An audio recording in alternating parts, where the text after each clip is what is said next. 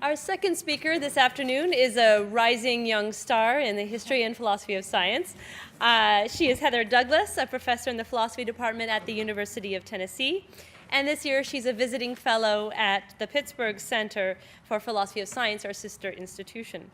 She obtained her PhD at Pittsburgh in 1998. And she not only works on the history and philosophy of science of the 20th century, but also on the use of science in policymaking. She will be speaking to us today on creating the disciplinary space of philosophy of science, a history of the Philosophy of Science Association before 1970. Please join me in welcoming Professor Douglas. Thank you so much for having me here today. It's been a real honor and pleasure to see history that I tend to study come to life in front of me.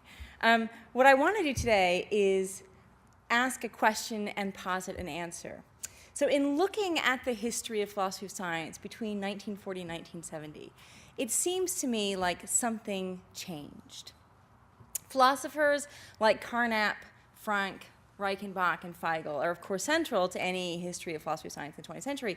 But if we look back at what these philosophers say they were up to, say in the 1930s, they seem to say something quite different than what they were up to, say, by most of them they all have died by 1970, except maybe Feigl. But what philosophers of science in general say they're up to by 1970. And I want to point out that this shift seems to hold not just for the central players like Carnap, Frank, and Reichenbach, but also for people that we tend to have forgotten, like C. West Churchman or Malisoff. So, to sort of bring us back to that mindset before 1940, here's, of course, that manifesto we are to have memorized. The Scientific Conception of the World, the Vienna Circle, 1929. The Vienna Circle believes that in collaborating with the Ernst Mach Society, it fulfills a demand of the day. We have to fashion intellectual tools for everyday life, for the daily life of the scholar, but also for the daily life of all those who in some way join in the working at the conscious reshaping of life. Right? So this wasn't just about doing work for philosophy or for scholars per se, but for anyone who wanted to reshape the nature of society and of life. Or consider the shift in the mission of the Philosophy of Science Association. The first mission was formalized in 1947. At that time, the mission read like this. The objects of this association are the furthering of the study and discussion of the subject of philosophy of science, broadly interpreted, and the encouragement of practical consequences, which may flow therefrom, of benefit to scientists and philosophers in particular, and to men of goodwill in general.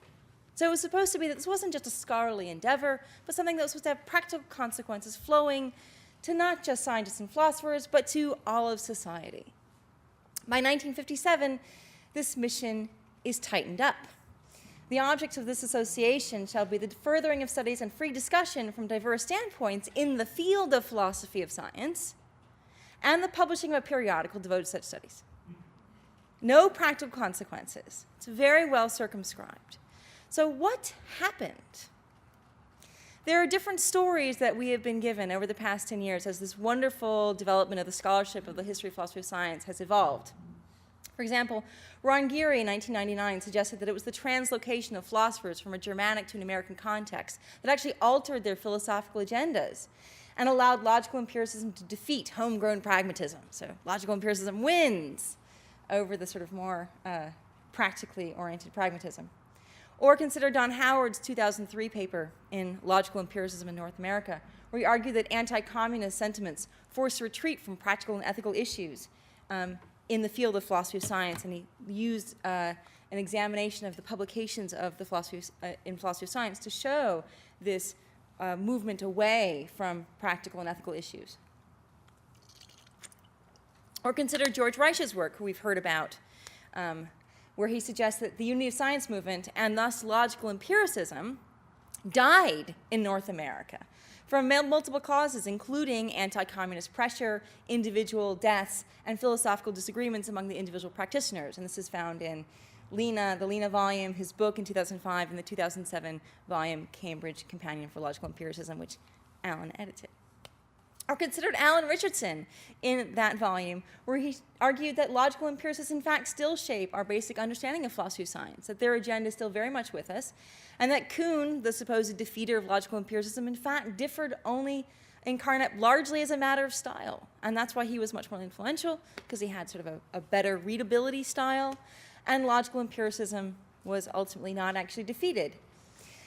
None of these accounts I find fully satisfying as a description of what changed between 1940 and 1970, or fully accords with the historical record, as I'll argue throughout this talk today.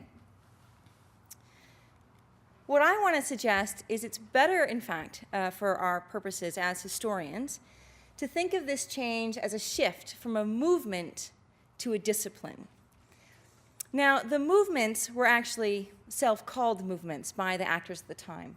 So the movement of scientific philosophy, or the movement for unified science, were talked about in those terms by the historical actors. And that's interesting in itself, but what I'm interested in particular is the way in which these things being thought of as a movement can help reveal something about what these philosophers were up to. First of all, part of the goal of a movement is outward directed. You're not just going to change what you do, but you're going to change something about the broader society and reform thought in a broad sort of way. And this goal, I think, gives some coherence to the kinds of projects that we see these philosophers taking on board.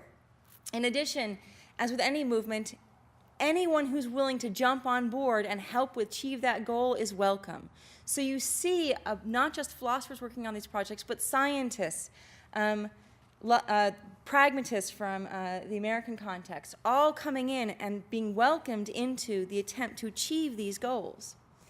There's this collaborative endeavor that's very energetic, and we see that in the 1930s in particular. Contrast that with the way philosophy of science is today. We don't really have a movement of philosophy of science. Instead, we have a discipline. We're rather stationary. They're well-defined topics, explanation, confirmation, and so forth. Boundaries that are policed, expertise that's policed. Projects are largely internally driven. We write for each other. The insiders are the experts, and outsiders are interlopers. There's still a sense it's collaborative by dividing up projects and working on things, but sort of only internally on those who are actually allowed inside the boundaries. So that's the story I want to tell about today, is how it is that we came from this idea of movements in the 1930s to a discipline by 1970, and what we gained by shifting from movements to disciplines, but also potentially what was lost, and see if we can cover what was lost without losing what was gained. So let's go back to those movements in the 1930s and remind ourselves of what was at stake with these movements. So for scientific philosophy, what is the movement trying to achieve?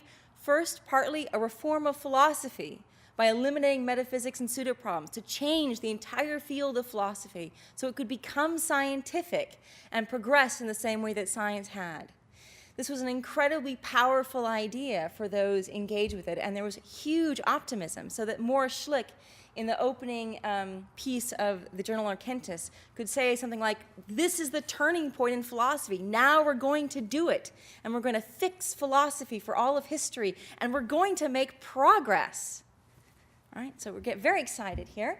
And out of this kind of movement and out of these efforts came the Unity of Science movement, which was very much a practical outgrowth of scientific philosophy, aiming to unify the sciences, not by doing inner theoretic reduction, completely not on the table until the late 1950s, but instead by eliminating lingering metaphysics in the sciences, allowing scientists to see the interconnections between the fields, so that when you had to make a practical decision in the real world that involved many disciplines, you could actually see how all the different sciences could fit together and help you decide what to do in the real world. So it was very practical and very much about sort of practical interdisciplinarity. And who was involved in these movements? We have the logical empiricists, Carnap, Reichenbach, Frank, Neuront, working with pragmatists like Morris and Dewey. As Morris said in 1936, this horrible phrase, he calls it the most promising movement in the logic of science and scientific philosophy, the logico-pragmatico-empiricism. Awful term. Didn't catch on, that term. But that gives you an idea of who was supposed to be involved and how it was supposed to get going. actually, and the movement found rather ready institutional homes in North America in the 1930s as people were forced to emigrate out of the Central European context. So people found homes at Chicago, here in the Boston area at Harvard, at UCLA, and in the Journal of Philosophy of Science. I know this is a bit of a review, but bear with me. We'll get to the PSA soon. So recall that the Vienna Circle, as a movement, is attempting these sorts of things. We try to eliminate metaphysics in philosophy. It's supposed to be a collaborative effort. We're going to use logic to clarify the language of science and of philosophy, to get rid of metaphysics so we can make progress. There's a commitment to empiricism. That's actually what reduction is about. It's about actually tying things back to empirical experience. By doing this, we can get rid of philosophical pseudo-problems. We can unify science. And this is all supposed to achieve practical societal reform. As the closing manifesto says, the scientific world conception serves life, and life receives it. There we go. The Unity of Science movement that comes out of this has this broad-based organizing committee of Carnap, Bridgman, Schlick, Reichenbach, Neurath, Morris, Frank. They have these congresses for the Unity of Science, first in Europe and then moving to Harvard here in 1939, as we were reminded this morning. And in 1935, Neurath proposed the Encyclopedia for Unified Science, the first subscription advertisements. There are these full-page ads that come out in philosophy of science and in science to come, and you can sign up and you'll get these installments. The first pamphlets were published in 1938, and they hope to get the first 2 introductory volumes out by 1940. The goal of unified science, just to clarify, is to analyze the logical structure of sciences and the relationship, to analyze the scientific concepts and methods used in various sciences, to develop a unified scientific language, but not an attempt to reduce one science to another. To ensure that science maintains a physicalism, not a reduction to physics, i.e. an empiricism to combat metaphysics, but you want to actually be able to combine sciences as needed to make real-world decisions. The aim was not the system of science, but rather, as Neurath put in 1938, what is the maximum of scientific coordination possible? How do we get scientists to talk to each other and to bridge gaps across the disciplines? Depending on what the connections between the sciences actually are, and for people like Neurath, it was an open-ended question, an empirical question, the unified science will develop accordingly. And by pursuing unified science, you're going to change the direction of further scientific research. So it's supposed to be this continual evolving project. Neurath's vision was massive. I think it's really easy to forget when you have the 2 volumes stacked up. That looks big enough itself. That's a mere 10% of what was envisioned in the 1930s. After the first 2 introductory volumes, which were all that were actually published, there were supposed to be 6 more volumes comprising 60 pamphlets. A pamphlet is 70 pages on methods and disagreements concerning actually how to unify the sciences. There was supposed to be 8 volumes on the actual state of sciences and the unification. 10 more volumes concerning engineering, medicine, law, and education, and additional volumes on the isotype language. So in all, 20,000 pages of material were supposed to have been completed. As we know, this didn't happen. All right, so the project faltered first, well, the death of Neurath, as we'll see, but also by what happens in the American context. The project has to transition to America. It's going to be published by University of Chicago Press. The emigres find jobs in philosophy departments, and many American philosophers, of course, not very happy with the scientific philosophers, because the scientific philosophers are basically saying, the way in which you guys have been doing philosophy has to end. We have to stop that, get rid of metaphysics, and make progress. It's not exactly the most congenial prospect. But many other American philosophers are deeply sympathetic to this project. And the newly formed PSA, which is not a logical empiricist foundation, but it is, however, an open forum for the logical empiricists to use. So let's look at the creation of the PSA. The PSA was originally nothing but a subscription society. So if you signed up for the Journal of Philosophy of Science, you were a member of the PSA. And this was founded in 1934 by a biochemist named William Malasoff. He founded it partly because he wanted a place where scientists and philosophers could both explore issues of philosophical import in the sciences. He felt there was no journal that really allowed this to happen. So it's supposed to be this interdisciplinary forum for scientists and philosophers to come together and meet and discuss things of mutual interest. In his opening editorial in the very first journal in 1934, he answers the question, what is philosophy of science, with the following. Philosophy of science is the organized expression of a growing intent among philosophers and scientists to clarify, perhaps unify, so maybe the unification project work, maybe not, the programs, methods, and results of the disciplines of philosophy and of science. So you have disciplinarity in science and you have disciplinarity in philosophy, but there is no discipline of philosophy of science at this point in time. It simply doesn't yet exist. He's going to do this, in fact, he goes on the editorial to list all the contrasting opinions about the actual nature of the relationship between science and philosophy, and he revels in the disparate nature of all these different opinions in the last 300 years of writing about how one might construe that relationship.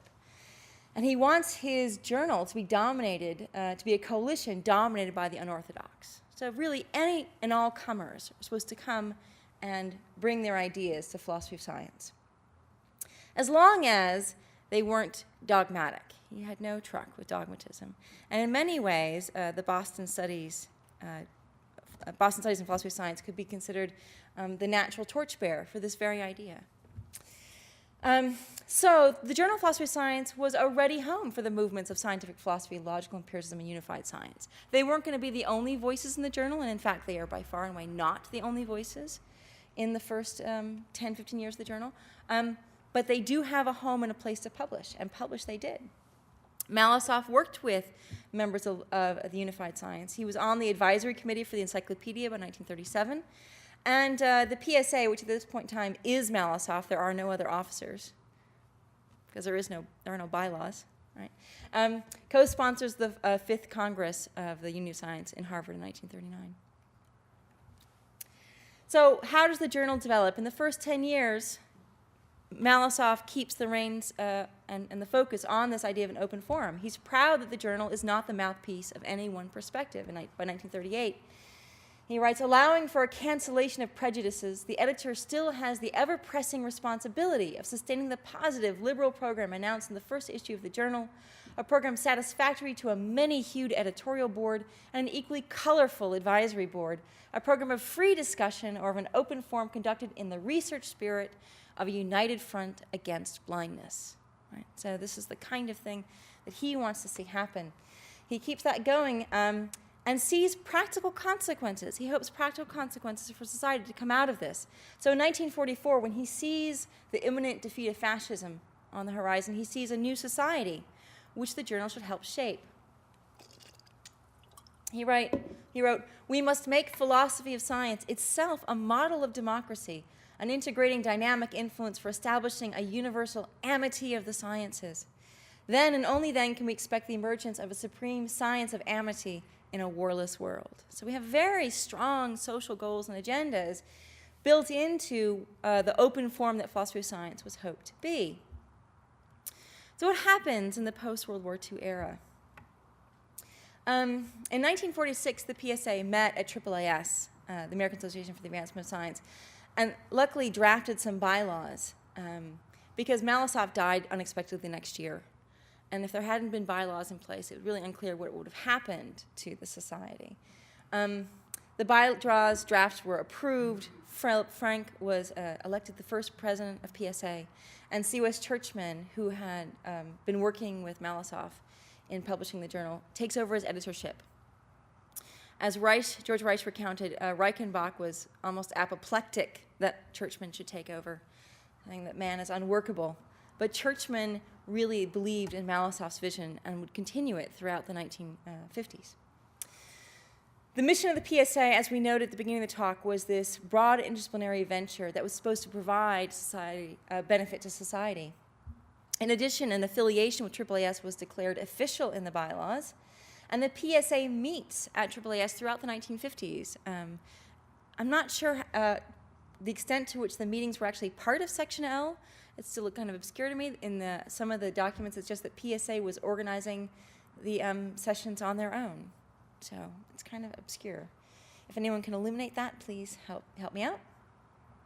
So Malasoff's policies of an open forum and of collaboration with scientists are instantiated by the way in which the journal and PSA meetings went throughout this period. So here's a list of just some of the sessions that are organized at AAAS throughout the late 40s and early 50s. And you have very sort of now standard to us topics like logic and the laws of nature, but also validation of scientific theories, Frank's symposium, creativity in science, and things like science and ethics and can science provide an ethical code. So a very broad range of the kinds of topics that one might consider. However, in the 1950s, we're going to see the changing of PSA from an interdisciplinary forum to a disciplinary society, the one we recognize today, the one in which I'm a member of the governing board, I should say. So, philosophy of science gets defined with very clear boundaries that happen to make it look rather apolitical. And I'll try to answer Alan's charge by saying what I mean by that. These boundaries are not only declared, but also visibly enforced and policed by declaring who's in and who's out. At the same time, we begin to see institutional homes for philosophy of science as a discipline develop. All right, so how do you go from a movement to a discipline? All right, how does this happen? The first thing you have to do is end the movement. In addition to coming to an American context where perhaps logical empiricism was not quite the explosive kind of way of thinking, there are other things that happen. First, there are fractions that arise from the coalitions of the movement. In particular, logical empiricists and pragmatists begin to get split apart. People like May Brodbeck write articles where they broadly critique pragmatism as simply naive scientism, which would just no longer do. People like Reichenbach would critique churchmen as being sort of muddle-headed pragmatists. In addition, philosophers and scientists started sort of not working as closely together. So the original coalitions that established the movement and made it so vivacious began to break down. The Encyclopedia Project, which is central to the unified science movement, is simply too ambitious to get done. I mean, it's kind of a crazy project. And when Neurath dies in 1945, as many people say, the heart and engine of the project really died with him. Although Philipp Frank tried to keep that going, it was really an insane vision that Neurath had sent out. In addition, scientific philosophers just aren't simply successful in transforming all of philosophy to make it scientific. And instead, they begin wanting to find jobs within philosophy departments and jobs for their students. So you can't be too ambitious about wanting to overturn all of the history of philosophy. The one goal that might have been, I think, achieved out of the movement is the idea that philosophy should be collaborative. This is one area where analytic philosophy really does still have the idea. You don't have to come up with a whole system yourself. You can work piecemeal, and by contributing to a body of literature, hopefully contribute to a solution. But perhaps in our day and age, it's become a bit more of a chess game than an adventure. In addition to ending the movement, it's really important to define those disciplinary boundaries, and that's going to be saying what's in and what's out. Rejected goals and topics from the 1950s, things that we decide were no longer part of philosophy of science, include things like unified science, questions of pragmatics, the role of science in society, the relationship between science and ethical values, and certainly the idea of providing a clear benefit to society drops away. So once these boundaries are defined, they get policed, and this defines the philosophy of science expertise.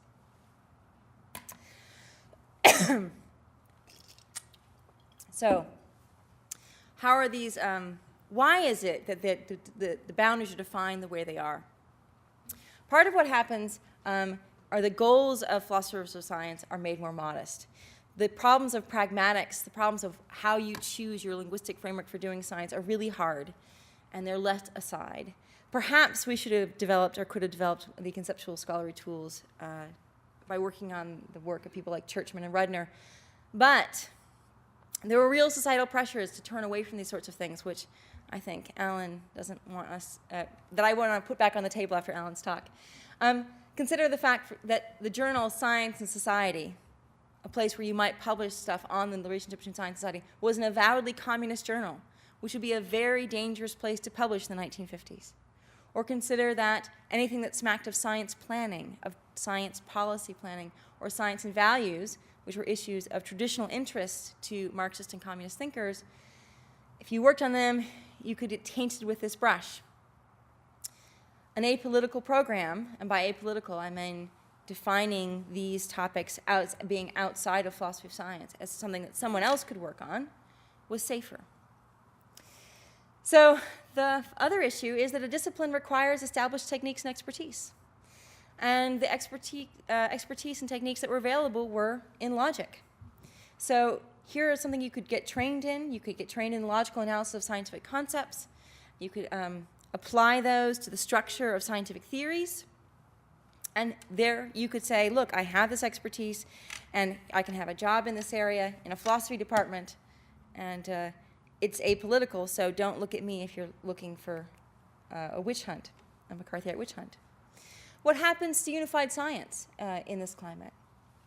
As Reich has pointed out, Carnap, Morris, and Neurath did have substantive philosophical disagreements that created problems in the encyclopedia and in the movement of unified science before 1945, and then Neurath dies. There did appear hope for unified science in post-war America. As we've heard about, the Institute for Unity of Science was reborn in 1947 with a Rockefeller Foundation funding by Philip Frank as a division of the American Academy of Arts and Sciences. Officers and advisory board members included people like Carnap, Feigl, Hempel, Nagel, Quine, and Reichenbach. So it looked like it could be revitalized, and it had the funding to do so. However, I think this is important to look at. Frank had a hard time getting contributions from his officers and advisory board on topics that could be considered of interest to scientists of the day. His interest in scientific creativity, in discovery, in science and values, the social context of science, did not interest the rest of the development philosophy of science community.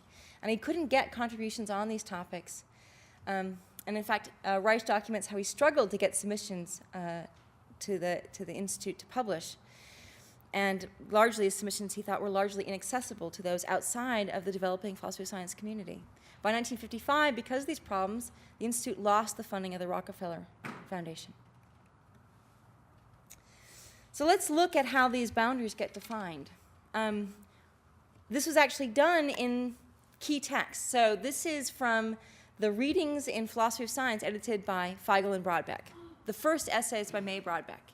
And in that essay, she declares, these aren't arguments, these are just simply declarations of what philosophy of science is and is not. Philosophy of science is not studying science as a social activity or the social context of science. Philosophy of science is not examining the ethical questions raised by science, and philosophy of science is not working on metaphysical questions. What philosophy of science is the explicating of the technical language of science and ordinary language to understand the nature of causality, to understand scientific laws, scientific theory, logical inference used in science, and probability. The proper goal is understanding the structure and meaning of science itself. This should all sound very familiar to us now. Feigl actually had a broader view. So in 1956, in the first volume of the Minnesota Studies, he discerned within logical empiricism, three major trends differing amongst each other, more in their method of procedure than in their basic outlook. And first amongst those is the positivist pragmatist approach of Frank, Neurath, and Mach that would include considering the social context of science. But it doesn't matter because Feigl doesn't actually actively do work in this area, and nor do the other major figures, and so it languishes. The upshot is that Brodbeck's asserted definition is reinforced in other areas like Patrick Suppi's essay in 1954 in Philosophy of Science, and largely adopted so that Ron Geary at the PSA in Boston here in 1970 could simply say that there's a widespread consensus that philosophy of science is the analysis of scientific concepts. These boundaries, once established, were policed. This is just one of the examples of the policing of these boundaries that I found from the late 1950s. Hilary Putnam reviewed Philip Frank's book in Science, and the review opened with, so this is for scientists. This is a review written for scientists in Science. I intended to say this book was 30 years out of date, but that would not be quite right. There are some references to and in some cases extended treatments of contemporary topics scattered throughout the book. It is rather Professor Frank's knowledge of the issues that concern philosophers of science and the reasons why they concern philosophers of science that is 30 years out of date.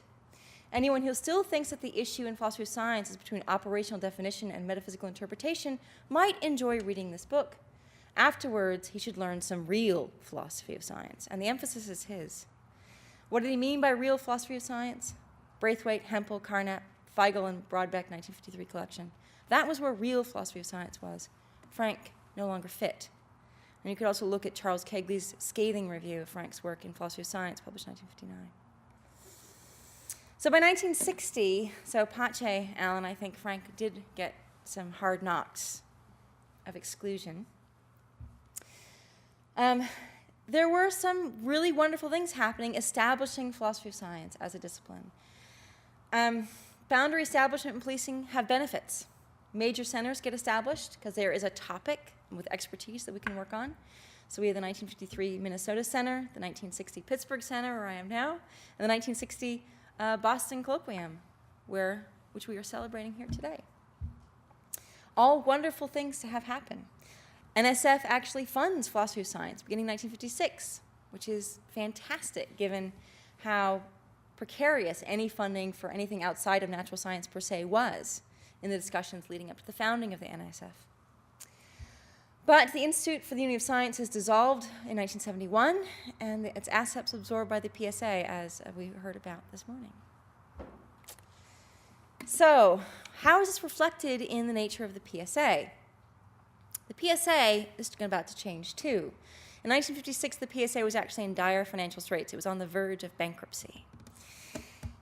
Part of this financial crisis, and probably also some discontents with the journal, led to critiques, particularly by Ernst Nagel in 1956. And he led an effort as a member of the governing board to improve the quality of the journal, to alter and change the bylaws to reflect the changing nature of PSA, and to revitalize the PSA.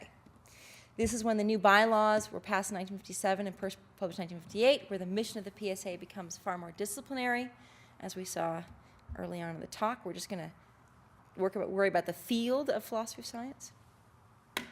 The journal changes as well. The new bylaws place the editorial board, rather than the editor per se, in charge of the journal. Churchman is not happy with this change and resigns as editor of the journal in 1958. In a rather revealing letter where then President Ducasse was discussing who should be the new editor of the journal, Ducasse wrote to Churchman this. This is from the Rudner archives. The one thing I would insist on, however, in such articles, no less than in formalized ones, or methodological or specialized ones, would be competence at least, and preferably high quality. For such articles, as well as formalized ones, you don't have to do formal work to do good quality, can have this. We should not have half-baked or amateurish stuff, and we should try to have some articles by men of high reputation fairly often. So this is going to transform the nature of the journal. Richard Rudner was chosen as the new editor for the journal, but he was not the board's first choice. They had to go down a bit of a list to get someone who would take it on. He's deeply sympathetic, in fact, to the views of Churchman and Frank, and was involved in the Validation of Scientific Theories conference. But he's in no position to pursue such an agenda, as he is now working for an editorial board that has expanded greatly, adding people like Brodbeck, Hempel, and Grunbaum. Nor, Pache Howard's claim in 2003, was Rudner an anti-communist crusader. Rudner, in fact, was an ACLU academic freedom representative at Michigan State. But he certainly couldn't keep the open forum that Malisoff had originally envisioned open in this climate. So we see the development in the 1960s of the PSA we know and love today. Right? Ernst Nagel is president, and then followed by Grunbaum. Initially, in the early 1960s, PSA stops meeting with AAAS. They're just not showing up on the program. Section L is much more active in AAAS, and the International Union of the History and Philosophy of Science gets really active. But Grunbaum thinks there really has to be a PSA meeting, and he organizes the first independent biennial meeting of the PSA in Pittsburgh in 1968. The next one is held in October 1970 here in Boston. Carnap sadly dies the month before, and so what's volume 8 of the Boston series is the first published proceedings of the PSA, and it's published in honor of Carnap by Bob Cohen and Roger Okay, so how does this idea of shifting from a movement to a discipline help us understand this transformation? Answering Geary Howard Rice Richardson, I think the movement of logical empiricists found a ready home and common cause with pragmatists for the reform of philosophy and science until the post-World War II era. So logical empiricists didn't come in and defeat pragmatism. In fact, they were allies with pragmatists. And they didn't have a difficult transition time, except for the emotional upheaval of having to shift continents under duress, but they found intellectual homes. The logical analysis of science, we should well remember, was central to the socially ambitious project of these movements. So that was going to be part of the transformation of society. Then, faltering projects, deaths, divisions among collaborators stalled the movements. In a politically fraught time, with the need for institutional cover and support, the discipline of philosophy of science formed. Ready expertise existed in the logical analysis of scientific concepts, but the disciplinary boundaries, I think, were drawn in an overly narrow way, in part because of various cultural pressures. So logical empiricism did fundamentally shape the discipline, but not as a successful movement. The role of the PSA in this reflects partly the changes in philosophy of science in general. The interdisciplinary forum becomes a disciplinary home. Philosophy of science gains a clearly defined sense of self and it's reflected in the activities of the PSA. But such a change was not without a price. So we're struggling now with issues like, should philosophy of science be socially relevant? What does that mean? To whom? How should it be socially relevant? How do we do that? Why aren't ethical issues in science part of philosophy of science? Why did it take scientists to found the Journal of Science and Engineering Ethics in 1995? Why weren't philosophers of science part of that venture? Why aren't those questions central to our field? Why don't we have a full theory of science in society, in a democratic society? Why is that so peripheral to the way in which we think about the nature of science? So that when we talk about politicized science, we don't really know what to say. So in conclusion, the philosophy of science movement, philosophy of science arose from a movement that was transformed into a discipline, radically altering its self-conception and purpose along the way. And we can see that in the changes of mission statement. With a clearer understanding of philosophy of science's history, we can better decide now how to move forward. There are benefits to being a discipline, like having these centers, having these loci where we can discuss things. But there were artificial constraints at place at our discipline's formation that I think should be dissolved if the field is to achieve its full potential. Thank you. We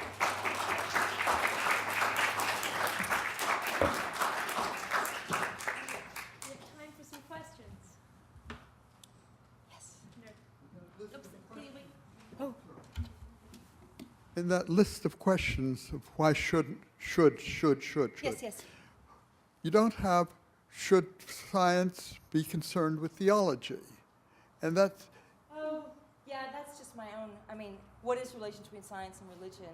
That's becoming, again, a topic, no, thanks to the Templeton Foundation. this is quite independent of one's views. It just seems to me a matter of importance. Yeah, it's because it's not what I work on. I work on those. Yep. That's sort of parochial on my part. I have two questions. One, what was the relationship of PSA to the Journal of Symbolic Logic? Yes. There is a little bit about that in the early founding. The Journal of Symbolic Logic was founded partly because people were frustrated that the Philosophy of Science Journal wasn't publishing enough logic. And Malasov had some comments about that, saying, look, I get complaints from all sides, that there's too much logic and there's not enough. And frankly, if I'm getting complaints from all sides, I think I'm doing the right thing. So he stuck with his guns and wouldn't let sort of a logicized view of science take over the journal. And you can see that in the contents of the journal. But that sort of created, I think, the impetus to create the Journal of Symbolic Logic.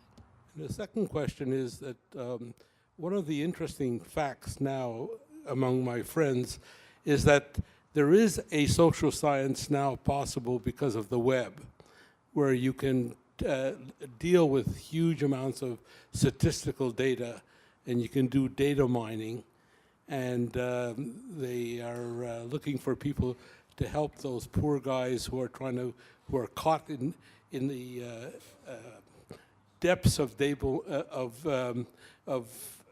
data mining and try to bring them to the surface like they do in Chile. But the question that I have to ask is that we are also living in a world of a huge amount of virtual reality. And the question there is, to what extent should the philosophy of science try to unravel that problem?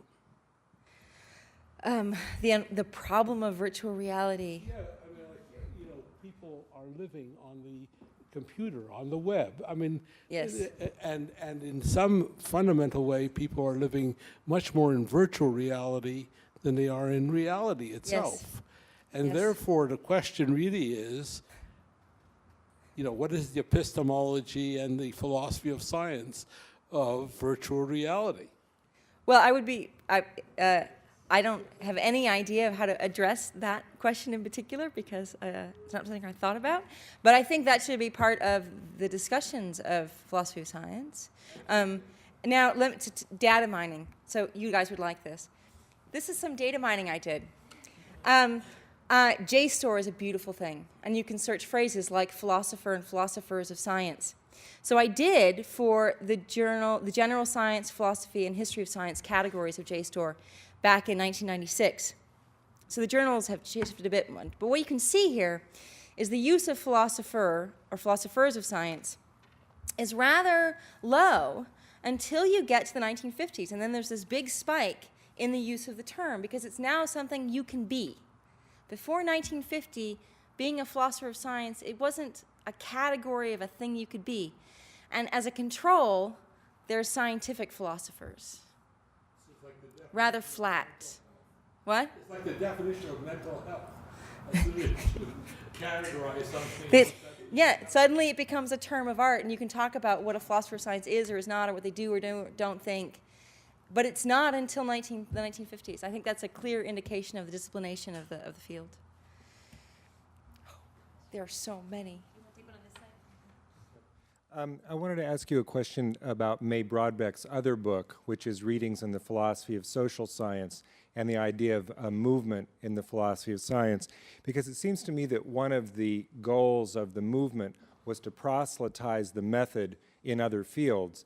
And of course, in her 1968 volume, May Broadbeck did exactly the same thing in that volume that she and Feigl did. In the earlier volume, she made all sorts of statements about what good philosophy of social science was and wasn't. Yeah. And that was, in fact, because it was really the only anthology in the field for the next 25 years, it was the dominant view in the philosophy of social science for quite some time. And I wonder whether you don't see that as in some ways the fulfillment of the unified science movement to proselytize into other fields, in that you can name at least one, philosophy of social science. I don't think that was a goal of unified science, to proselytize to other fields. Unified science's goal was to actually get scientists talking together in a collaborative endeavor to bring the various fields together. So saying, here's a method of analysis, let's apply it to your field, that's not what unified science was about, oddly enough, which is why they had to do it in this encyclopedic form that was going to evolve and grow. Right? If you could just apply, you could just do the anthology like that and say, well, here we've applied the concept of the idea of logical analysis to these concepts, and we can go forward. So I don't think that Neurath would be on board with that as being a natural, a fulfillment of his movement. But it is a clear way to sort of say, here we have this expertise, and we can apply it to social science, and we can show you what we think and what you should think. Right? And that's very much about creating disciplinary space, I think, more than about trying to transform society.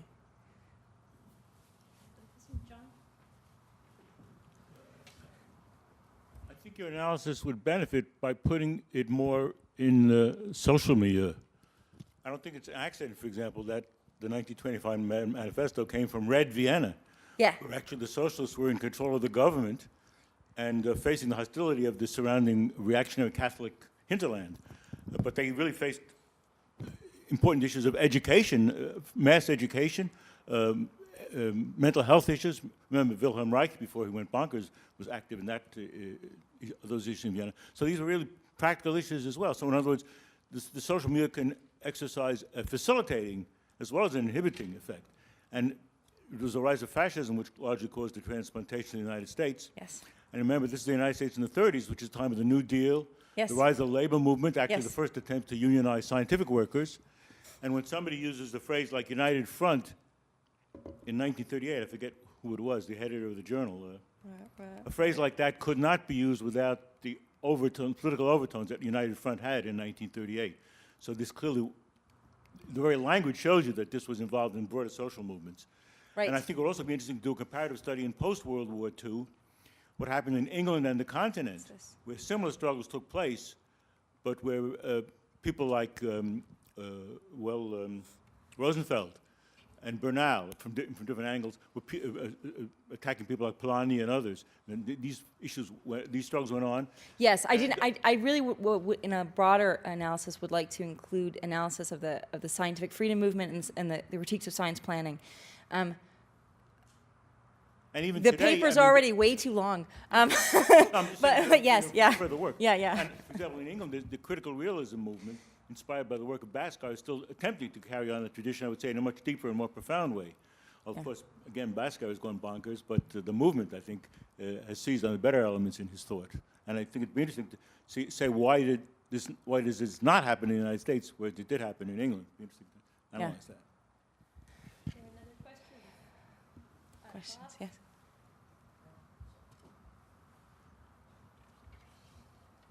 Concerning the tight discipline development, an important counter to that comes from sociology of science, psychology of science, etc. The general movement called science studies, which is international, but in America as well as all over Europe and the rest, and India and so on. So the science studies, which even has academic departments now, is quite a counter to the disciplinary narrowness which you correctly point to in this development. And it seems to me that would give a better balance to the actual living lives of the scholars working in these fields, including philosophy of science. The overlap of philosophers of science with the sociologists, etc., of science is quite substantial. So I think, to some extent, the narrowness is being presented too narrowly. Oh, so let me say a little bit about that. First, when I first did some analysis of this period, I was looking at the sociology of science. And what I found was very interesting in that by the late 1950s, sociology of science had become narrowly construed as well, to just studying the dynamics of scientists within their own communities, as opposed to a broader perspective which we had in the early 1950s of science in a broader society. Now, so that's what sort of became the field of philosophy of science. And then it takes until the 1970s to get the broader view of science studies really going again. But we still have a lot of hostility between the STS community and the philosophical community. And the STS community has a hard time sort of figuring out whether what they're doing is descriptive or normative, and philosophers of science are more happily normative, and it's kind of a mess. They both exist in the same university. Science, technology, and society, STS, they do. is accepted everywhere as a legitimate form of thinking, and the hostility is like if I may make an analogy, it's like the hostility between philosophers of science and physics. We don't get over that. There still is everywhere a reluctance of physicists to accept statements about philosophy of physics by philosophers because they're not physicists. This kind of hostility between STS people, science studies people on the one side, and professional philosophers of science is another hostility, but I think it doesn't specify what will be published in the journal. And they're two different journals. Now, they're very different. Yes. They're different disciplines, but philosophers of science, you say, are not attending to the science studies people. Oh, well, it's not. Or There's am I sort of wrong? a bit of a dismissal of a lot of science studies, as if, well, that's just a descriptive account, or they're not using the right sort of normative structures, or they're not looking at the right sorts of things, they're not assisting my particular epistemological project predominantly. That's a really unfortunate state. I think it's been getting better since the unfortunate blow up with the science wars, which really exacerbated these sorts of things. But there was a bit of a falling out period. Falling out, yeah. But this doesn't sort of go against the idea that philosophy of science as a discipline was very narrowly constructed by, say, the mid-1960s. Following the Brodbeck and Rudner development, and after that wonderful quote you have from the taking over of the editorship, don't publish any more junk. Right. No more half-baked amateurish stuff. Half-baked, that's the word. Yeah, half-baked. That could be accepted on all sides. And it's true that was the case, that many philosophers of science would look down upon the sociologists of science, but I think that's coming over. The notion of dealing with the place of science in society is no longer, for decades, at least 2 decades now, no longer just a anti-communist issue. Oh, no, you're absolutely right. I think the communist issue flavor of this drops off by 1970. I think it's completely gone it's really by gone. then. But the fact is, the boundaries were already set up. And I think because it wasn't clearly recognized that that's what happened, it's been very hard to dismantle. Hard to get over, yes. Yes.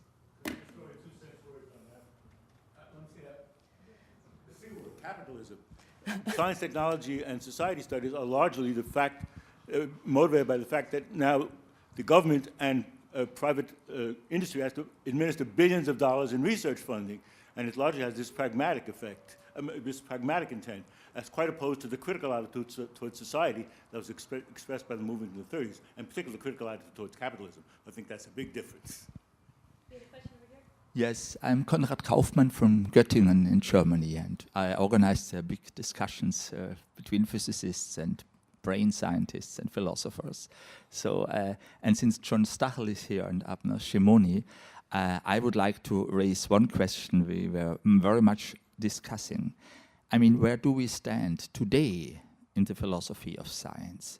I mean, at the time when your diagram starts, right. then the best book I ever saw on the subject by Paul Arthur Schilp, Albert Einstein, philosopher, scientist, came out, and half of the names of the elder ones which are cited here have been discussed and inspired by all that, and the spirit in which this is written is so entirely different from what came later. It's partly history. And almost every year in Stockholm, when they announce the Nobel Prizes, people from the committees regret and accept when you say, well, the Nobel Prize got its name from humans who have changed our way of thinking. And today the Nobel Prize is given to new techniques and new possibilities to see without changing our way of thinking. And so I'm very curious, since I'm a guest here at the BU, where do we stand? What would you say, John Stachel? What would you say as a political, and Abner with all our Einstein-Podolsky-Rosen life in physics, where do we stand in the philosophy of science? I would say we stand in every other issue, my liberty. We should be talking about problems, not disciplines. Yes. When you ask somebody what he does, he or she doesn't say, I use hammers, I use saws, I use ladders. They say, I build houses. And you use whatever tools you need to build houses. And I think that's the approach we have to take. We start with problems, and then philosophy of science, history of science, technical physics, technical mathematics, these are tools to be used in solving your problems. And you use as many tools as you have. If you need other people to help you with tools you don't have, you form groups and so forth.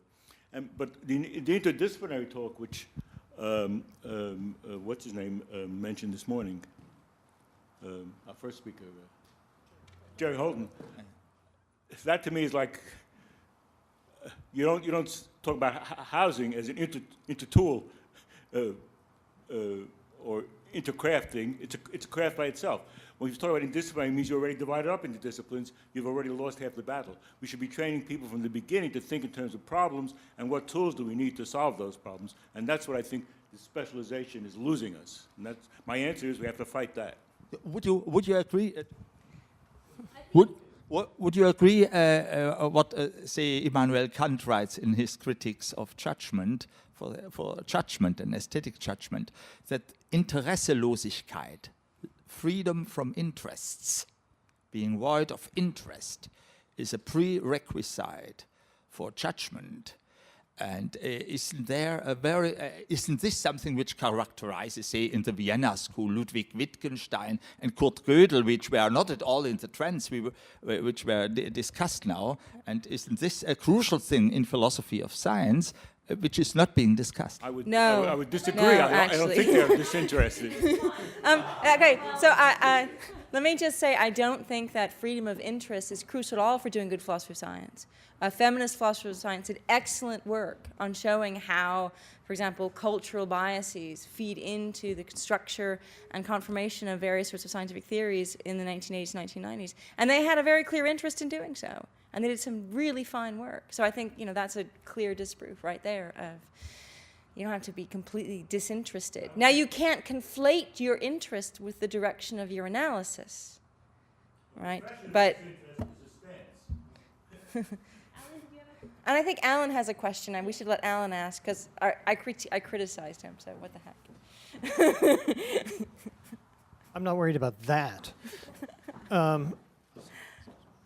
I guess I just want to complicate things a little bit more and just ask you to think out loud about some of these things. So, for example, you've been talking about the creation of a discipline of philosophy of science. And you have this nice graph, so I'll just start there.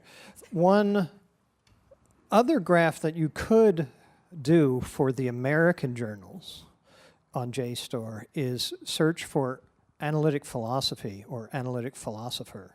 And you will see that the spike begins around about 1947, and it's much, much steeper than that. So one of the things that's going on is if philosophy of science is creating itself as a discipline in America at this time, it's creating itself as a discipline within analytic philosophy, and this is very much at stake, deeply at stake in the work of people like Sellers, yes, and indeed like Feigl. yes. And it's a little bit hard to know exactly what's going on there. It has to do with being able to reach across to Britain and say, really, despite everything, J.L. Austin and Rudolf Carnap are doing the same thing. Right. And there's a whole history, and this is also a place where pragmatism drops out of the story. If you look at readings in philosophical analysis, they don't know what to make of pragmatism. There isn't any conceptual analysis and pragmatism. There are no pragmatists. Yeah. So I think it's fair to say that analytic philosophy defeats pragmatism in America. I think that's a fair. yeah, so if we're going to look at sort of internal to philosophy discipline formation, I think in the American context post-war, it's sort of there's the creation of analytic philosophy with its alleged history all the way back to Frege, and this happening inside of that and a little bit afterwards, actually, because that's happening directly after the war. The other thing, just to mention it, I wonder if, another group we didn't hear about at all, really, in what you were saying is the historians of science and the creation of the Department of History and Philosophy of Science, or at Indiana or at Pitt, right? What's going on there? Is it happily, are both the historians and the philosophers of science happily being disciplinary in their new home in this new So department? let me answer that two-part question as best I can. First, the disciplinization of history of science occurs much earlier than the disciplinization of philosophy of science, and I'm pretty sure that's well underway by the 1930s. So the historians of science already have a sort of identity and a scope and a sense of what they're up to that's pretty well defined in a way that is not the case for philosophers of science. And when you start getting to the late 1950s and early 1960s, and there's this feeling of, wait a minute, we need to historicize our philosophical accounts and have richer actual scientific practice accounts to undergird our philosophical analysis of science. then a natural marriage between two already established disciplines by mid-1960 looks like a really natural fit. There is the Cambridge Department of History and Philosophy of Science by 1938, but I'm pretty sure in looking at what they were up to, it was primarily history of science with a little bit of philosophy of logic and method on the side. So that still sort of fits broadly the account. Now, on the relationship between analytic philosophy and philosophy of science. Certainly analytic philosophy becomes the dominant form of philosophy in North America in the 1950s. But it's doing so within an already established discipline of philosophy. I mean, philosophy as a discipline already exists. And philosophy of science figures out how to fit itself into that rubric. But I think it's important to think about philosophy of science prior to that period as just not fitting into a clear academic intellectual rubric. That there are scientists and philosophers all on board in this collaborative project. And if you think of it that way, then it's a lot clearer what the transformation is as philosophy of science fits itself into the context of American analytic philosophy. All right, I think we could continue this conversation on for a long time, but we'll be able to do so perhaps in the Yes, reception some more. absolutely. But first, let's thank our speakers.